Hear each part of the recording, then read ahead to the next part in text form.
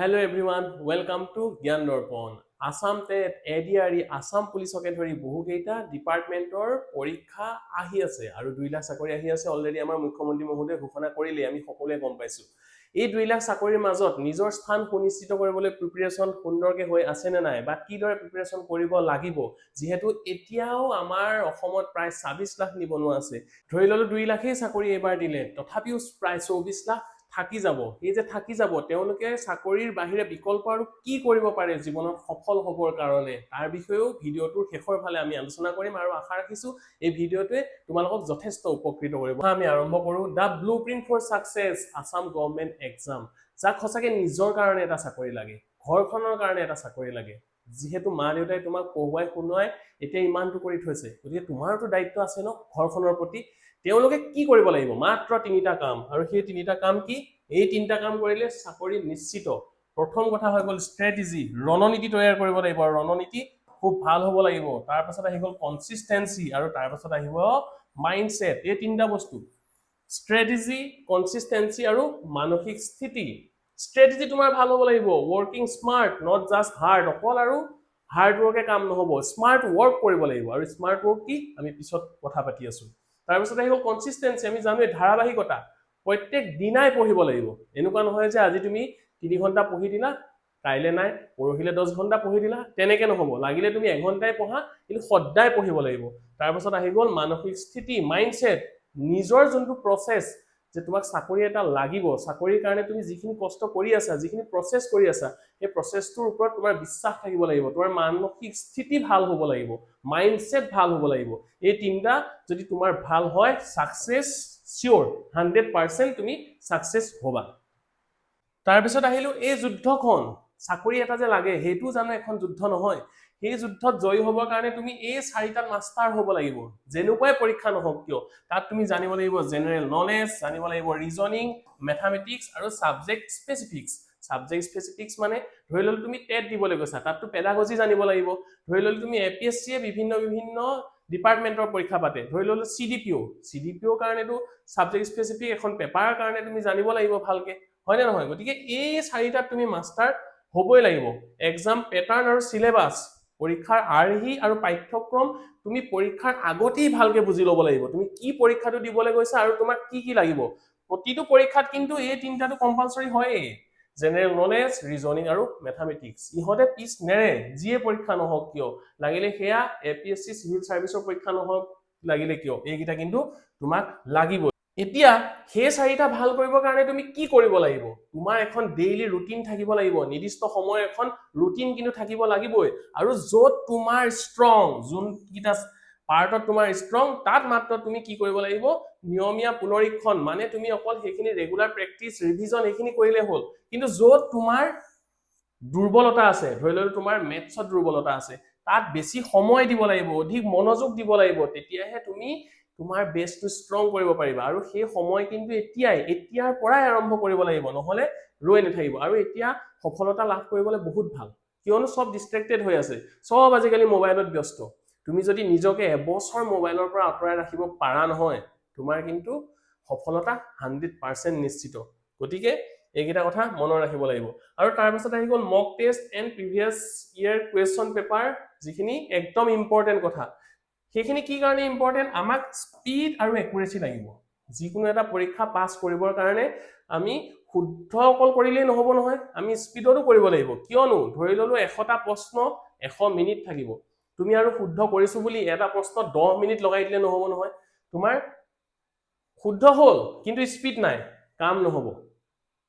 নহব গতিকে তুমি স্পিডো আৰু একুৰেসি দুইটা পাবৰ কাৰণে তুমি মক টেষ্ট দিব লাগিব আৰু প্ৰিভিয়াস ইয়াৰ কোৱেশ্চন পেপাৰ পুৰা সলভ কৰিব লাগিব প্ৰেক্টিস প্ৰিভিয়াস ইয়াৰ কোৱেশ্চন পেপাৰ বহুত ইম্পৰ্টেন্ট আৰু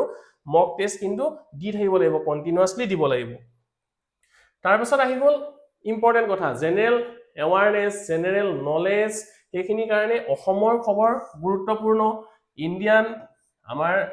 ভাৰতৰ পৃথিৱীৰ যিবিলাক ইম্পৰ্টেন্ট খবৰ হেখিনি কিন্তু প্ৰত্যেক দিনাই নোট কৰি যাব লাগিব প্ৰত্যেক দিনাই নতুন কথা আমি গম পাই আছো হয়নে প্ৰত্যেক দিনাই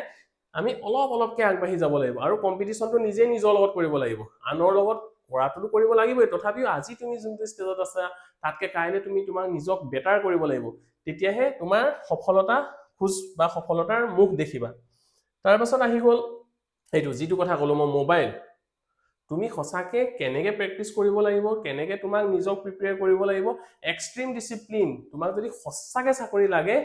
এই বস্তুটোৰ পৰা অকমান নিজক অতৰাব লাগিব। ডেফিনেটলি চাবতো লাগিব, এইটো বহুত সহায়ক হয়, কিন্তু আমি ৰিল এটা অকমান সময় চাই লওঁ বুলি 2-3 ঘণ্টা কেতিয়া গুচি গ'ল পাত্তাই নাপাওঁ। কিন্তু আমি পঢ়া টেবুলত বহিবলৈ 10 মিনিট পঢ়িলেই আমাৰ ভাগৰ লাগে, তাৰপিছত চাওঁ নোৱাৰো আমি কণ্টিনিউ বহি থাকিবলৈ। গতিকে তুমি এক্সট্ৰিম ডিসিপ্লিন তোমাক লাগিবই, শৃংখলাবদ্ধতা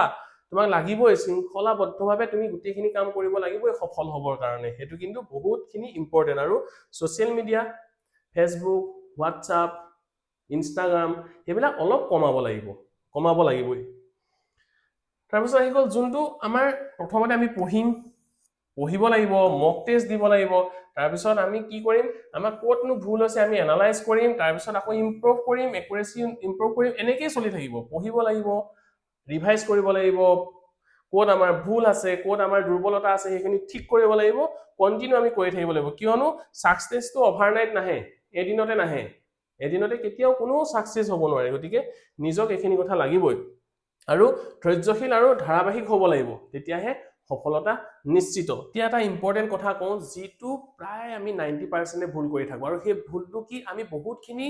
কিতাপ গোটাই লওঁ। ধৰি ল'লো জেনেৰেল নলেজৰ কাৰণে আমি আছাম ইয়েৰ বুক গোটালো, আকৌ বেলেগ ধৰণৰ বেলেগ ৰাইটাৰৰ কিতাপ গোটালো, এনেকুৱা কৰি থাকিলে আমাৰ কিন্তু লাভ নহয় বিশেষ। আমি আচলতে কি কৰিব লাগে, ৰিড, ৰিভাইজ, প্ৰেক্টিচ, ৰিপিট, এখনেই লাগিলে কিতাপ হওক, তাক বাৰে প্ৰতি আমি পঢ়িব লাগিব, ৰিভাইজ কৰিব লাগিব, প্ৰেক্টিচ কৰিব লাগিব, আকৌ ৰিপিট, একেটা কামকে আমি কৰি থাকিব লাগিব। আৰু ৰিভিজনটো বহুত বেছি ইম্পৰ্টেণ্ট। লাগিলে মেথছেই হওক, আমি য'ৰ পৰাই নিশিকো, লাগিলে সেয়া আমি কোচিঙেই লওঁ, ইউটিউবতে চাওঁ, নিজেই পঢ়ো, একেখিনি টপিক ভালকে চাব লাগিব, ভালকে খৰচি মাৰি বুজি পাব লাগিব। কাৰণ প্ৰশ্নটো ইম্পৰ্টেণ্ট নহয়, কনচেপ্টটো ইম্পৰ্টেণ্ট। প্ৰশ্ন বেলেগ বেলেগ কিবা আহিব পাৰে, কিন্তু আমাৰ কনচেপ্ট ক্লিয়াৰ থাকিলে, মেথছৰ কথা কৈছো বিশেষকে, তেতিয়া আমি প্ৰশ্ন উত্তৰ সুন্দৰকে কৰিব পাৰিমেই। গতিকে বহুত বেছি কিতাপ গোটাই লৈ লাভ নাই। নিৰ্দিষ্ট ৰিজনিঙৰ কাৰণে ধৰি ললো 2খন কিতাপ, জেনেৰেল এৱাৰনেছৰ কাৰণে, জেনেৰেল নলেজৰ কাৰণে 2খন কিতাপটো খুব কম। আমি আৰু য'ত ত'ৰ ৰিচোৰ্চ বিচাৰি থাকিবলগীয়া নাই, কাৰোবাৰ পৰা নোটছ বিচাৰি থাকিবলগীয়া নাই, আমি নিজে নোটছ প্ৰিপেয়াৰ কৰিব লাগে। কাৰণ নিজেহে জানো ন, নিজে কিমান জেগাত আছো, কিমান পানীৰ মাছ। গতিকে নিজে নিজক আমি ভালকে যিহেতু জানো, গতিকে নিজৰ মতে প্ৰিপেৰেশ্যন কৰিব লাগে। সেইকেইটা হৈ গ'ল একদম ইম্পৰ্টেণ্ট কথা। এতিয়া আহিলো যিসকলে চাকৰি নাপাব, তেওঁলোকেওতো কিবা নহয় কিবা এটা কৰিব লাগিব, তেওঁলোকে নিজকে স্কিল কৰিব লাগে। স্কিল মানে কি, মই এটা উদাহৰণ দি বুজাব বিচাৰিছো। এইখন এতিয়া গৰমৰ দিন আহি আছে, এইখন আমি প্ৰায় আমাৰ ওচৰে পাজৰে 3 আলি 4 আলিত এইখন দেখো, নিশ্চয় দেখিছো, হয় নে নহয়? এতিয়া এইখনৰ যদি নাম্বাৰ প্লেটটো চোৱা যায়, মেক্সিমাম কিন্তু অসমৰ নহয়, বা কিছুমান অসমৰ নাম্বাৰ প্লেটো আছে, কিন্তু ইয়াত যিসকলে এইটো বিজনেছটো কৰিছে তেওঁলোক কিন্তু অসমৰ নহয়, মেক্সিমাম ৰাজস্থানৰ। আৰু তেওঁলোক স্কিল হয়, এই যে কুলফি, ফালুদা, কাজু চেক, এইবিলাকত ভালকে বনাব জানে, আৰু ভালকে প্ৰেজেন্টেশ্যন কৰিব জানে, আৰু আমাক বিক্ৰী কৰিব জানে। কিন্তু আমাৰ অসমৰ মানুহবোৰ স্কিল নহয় ন, আমি কোনো এটা কাম ভালদৰে শিকা নাই, গতিকে আমি এইবোৰ কৰিব বিচাৰিও কৰিব নোৱাৰো, বা আমি সাহসো নকৰো। কিন্তু তেওঁলোকে 6 মাহৰ কাৰণে গৰমৰ দিনত ইয়াত আহে, 6 মাহো নাথাকে, সেই গৰমৰ দিনকেইটা থাকে, তাৰপিছতো বহুত টকা ঘটি লৈ যায়। আমি যদি এনেই উদাহৰণ হিচাপে চাওঁ, বাদাম চেক এটাও যদি 100 টকা লয়, 50 জন মানুহকো যদি এদিনত বিক্ৰী কৰে, তেন্তে কিমান হ'ল, 5000 টকা এদিনত সিহঁতে পায়, এদিনতে পায়। কিন্তু মই কোৱা নাই যে 5000 টকাই লাভ বুলি। গতিকে তেনেকুৱা ধৰণৰো কাম আছে, কিন্তু তাৰ কাৰণে নিজক স্কিল কৰিব লাগিব। এতিয়া মই কোৱা নাই যে গৈ একদম এনেকুৱা গাড়ী এখন লৈ যে এইটো বিজনেছতে লাগি যাব লাগে বুলি। তাৰপিছত আহি গ'ল এইটো একদম ফেভাৰেট, ছোৱালীবিলাকৰতো পুৰা ফেভাৰেট। এতিয়া আকৌ মই এইটো দেখাইছো মানে আকৌ মই ফুচকাৱালা হ'বলৈ কোৱা নাই, কথাটো কৈছো যে আমাৰ অসমতো পইচা কিমান ঘূৰি আছে, আৰু বাহিৰৰ মানুহে আহিয়েতো এইখিনি কৰি আছে। আমাৰ কিছু ল'ৰা যাৰ চাকৰিৰ ধান্দা নাই, কিন্তু চাকৰি যি নোৱাৰেও কৰিব, ইমান পঢ়া শুনাটো ভাল নহয়, গোটেইখিনিতো চাকৰি পাব নোৱাৰে ন। কিছু সংখ্যকেতো তলৰ কোনোবাইতো যদি ভাবি আছে যে মই কিবা এটা ষ্টাৰ্ট কৰোঁ, এইবিলাকতো কৰিব পাৰে, কিয়নো নোৱাৰে? বেলেগে কৰি আছে, এইবিলাকতো যথেষ্ট পইচাও আছে, কেলকুলেশ্যন কৰি চালেহে ওলাব। ফুচকাৱালা এটাই যদি, তাকো মই ধৰি ললো 100টা মানুহতো সি দিনত লগ পায় ন, বহুতখিনি কামো কৰিব লগা নাই, 20 টকাকে খালেও কিমান হ'ল, 2000 টকা একেবাৰে বেয়া দিনতো। গতিকে বহুতখিনি ৰাস্তা আছে আমাৰ অসমত পইচা আছে আজি মোক চুলি কাটি থাকোঁতে মোক বিহাৰী মানুহটোৱে কৈছিলে অসমত বোলে পইচা ঘূৰি আছে অসমীয়া মানুহে হেনো পইচাটো ল'ব নাজানে খালি চান্দাটো তুলিব জানে বুলি কৈছে একদম সঁচা কথা আজি কোৱা কথা তাৰপাছত আহি গ'ল চানাৱালা একো খৰচ চৰচ বিশেষ নাই কৰিব পাৰি কিন্তু আমাৰ কৰিবলৈ লৈও থমকি ৰয় এদিন কৰিব তাৰপাছত নাই কনচিষ্টেঞ্চি এইবিলাকতো লাগিব আৰু প্ৰেজেণ্টেশ্যন ভাল হ'ব লাগিব কাৰণ কয়ে এটা কথা কোৱা যায় যে মানুহে মুখে খোৱাৰ আগত চকুৱে খায় গতিকে চকুৱেতো নাখায় চকুৱেতো নাখায় কিন্তু চকুটো ভাল লাগিব সেইটো কথা সেই প্ৰেজেণ্টেশ্যনটো বহুত কিন্তু ইম্পৰ্টেণ্ট আৰু মই এটা কথা কওঁ যিসকল কোনোবাই যদি মোৰ ভিডিঅ'টো শিক্ষকসকলে হয়তো আইডিয়া কৰিব পাৰিব এইখন যদি দেখিছে এইকেইখন